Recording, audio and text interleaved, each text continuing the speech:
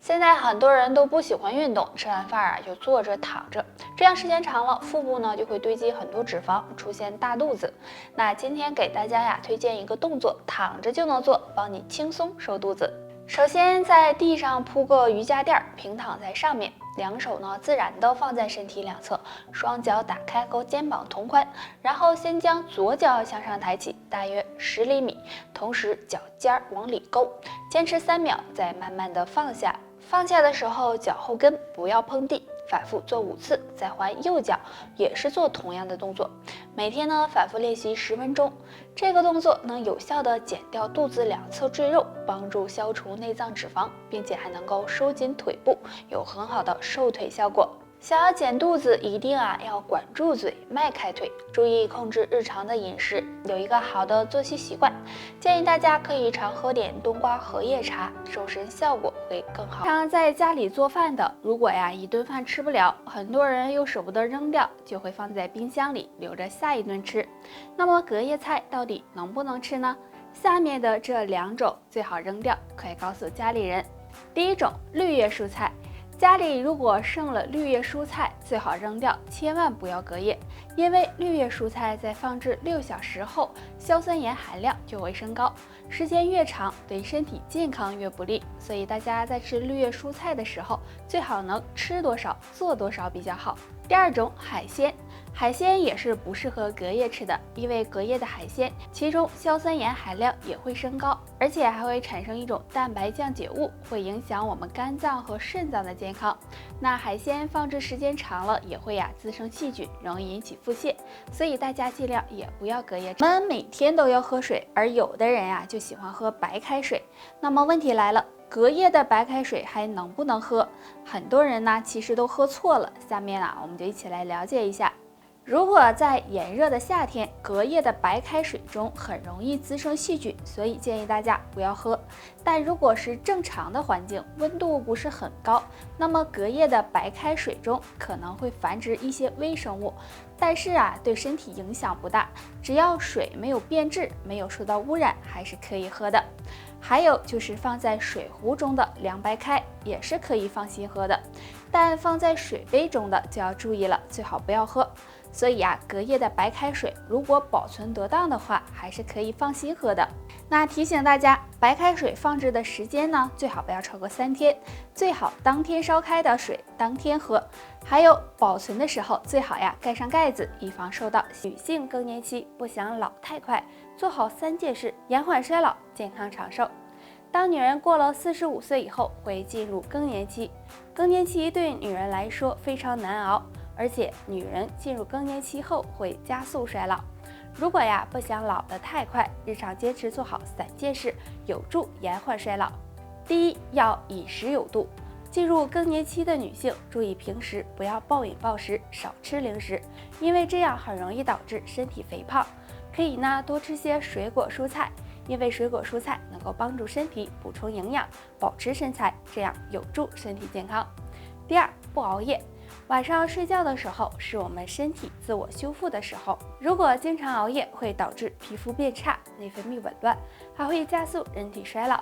所以保证一个充足的睡眠，不仅可以使内分泌恢复正常，还能让皮肤变得更好，这样对更年期女性更有利。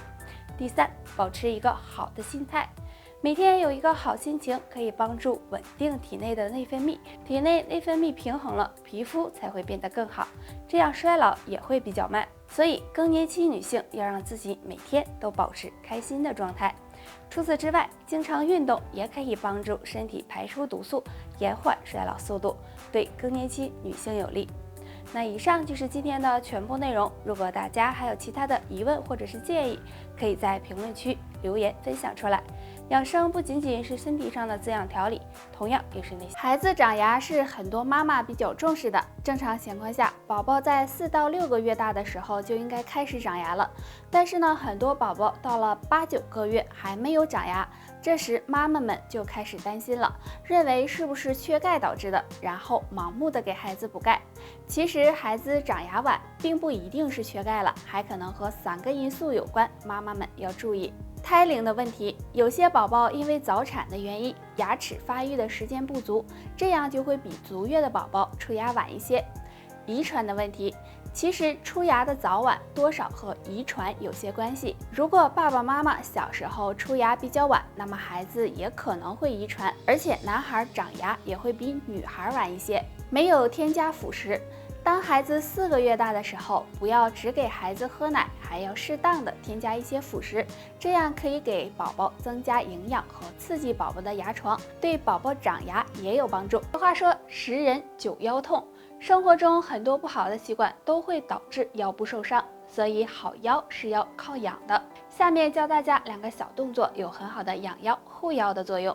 动作1，保持站立的姿势，两脚分开，稍微比肩宽一点，双手叉腰，保持均匀呼吸，然后以腰部为中心转动胯部，先顺时针方向转动30次，再逆时针方向转动30次，转动速度由慢变快，幅度由小变大。注意转动的时候，上半身要保持直立。动作2也是自然站立，两脚分开，与肩同宽，双腿微微弯曲，双手握成拳，然后先向左侧转腰。转腰的同时，两手手臂前后自然摆动，借助手臂的力量，一前一后的敲打腰部和腹部，向左侧转完，再向右侧转，这样反复做30次。这2个小动作可以帮助疏通腰部气血，有健肾强腰的作用。腰不好的朋友可以经常的做。生活中我们很多活动都要依靠腰部来支撑，但是平时有很多不好的习惯都会给腰部造成损伤，出现腰酸、腰痛等情况。那今天教大家一个小动作，每天练一练，有很好的养腰护腰的作用。首先自然站立，全身放松，然后将左腿向后伸直，双手尽量的向后伸展，身体保持平直，坚持5秒，回到站立的姿势，再换另一条腿，也是坚持5秒。每天这样练习3到5分钟就行。之前我们做的都是俯卧的小燕飞，那这个站着的小燕飞比较简单，经常做这个动作对疏通经络、畅通气血有帮助，有利于增强腰背肌肉力量，对改善腰痛、保护腰椎有一定作用。那想要腰好，大家平时还要注意不要太劳累，多休息，还有多锻炼身体，这样可以让骨骼和腰肌变得更强。它是一种很好的养生方式。喝茶也有很多的好处，适当的喝茶可以提神、消除疲劳、抵抗衰老等。但是喝茶时也要注意，不要沾上下面这3个习惯，不然弊大于利。喜欢喝茶的人要注意。饭前饭后喝茶，喝茶要注意时间。如果饭前喝茶，这样在空腹的状态下很容易增加胃酸分泌，引起不适；而饭后喝茶可能会稀释胃液，不利于食物的消化，给肠胃增加负担。喝茶太浓，喜欢喝茶的人要注意不要喝太浓的茶，因为茶叶中含有鞣酸，如果摄入过多，很容易使人出现贫血的情况，而且浓茶还会刺激肠胃，对肠胃健康不利。喝茶太多，不管喝什么都要有一个度，喝茶呢也不例外，千万不要把茶当水喝，每天喝的太多，喝多了容易引起茶醉，会让人出现很多不适，所以建议大家每天喝茶量控制在6到10。大家都知道是一种常见的中药，而且营养成分很高，对于有高血压的人来说，经常会吃3七粉来降血压。那么3七粉真的能降血压吗？答案可能和你想的不一样哦。3七中含有很多黄酮类物质、皂苷以及多糖等，有很好的扩张血管和增强血管弹性的作用。但是对于高血压的人来说，不能够仅仅依靠3七粉来降血压，因为3七粉是不能够治疗高血压的，它只对延缓高血压发展进程有辅助作用。